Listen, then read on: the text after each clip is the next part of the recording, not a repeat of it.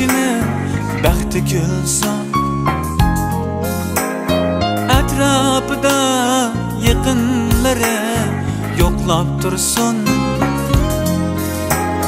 Dua qilin her kişinin baxti gülson.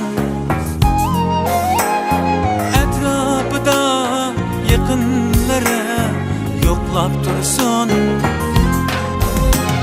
Sevgi dolsun gözleride, şükür bolsun sözleride. Xudo bergen farzandlari aman bolsun. Baxt qasrining bosog'isi qutlug' bolsun. Yangi hayot qadamlari qutlug' kelsin.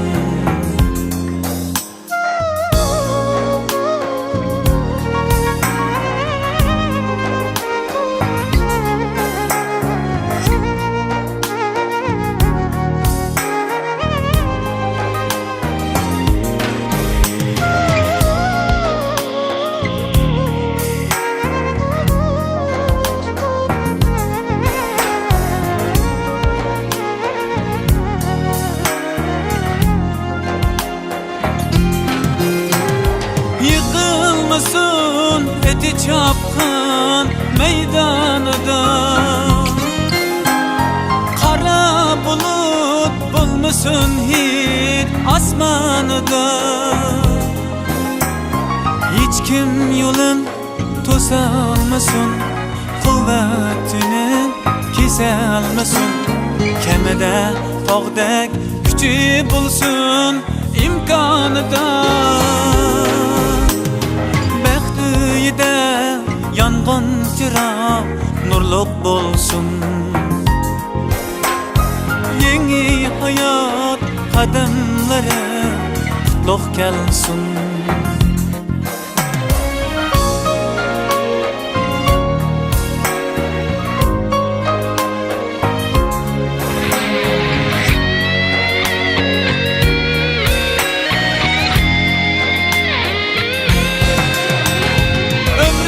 Duçar olmasın hiç azaplarga. Dilber misin asli yalgan kitaplarga. Sabır yansın kaygısını taza tutsun. Tuygusunu kalbi kötsün. Kadri aziz kitaplarga. El aldıda pişanesi yoruk bolsun. Yeni hayat kademleri qutlug' kelsin.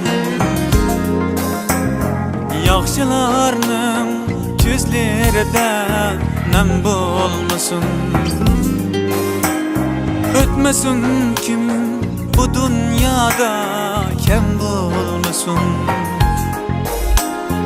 El aldıda pişanesi yoruk bolsun. İlayim baxtida yangın çırağı nurluk bolsun.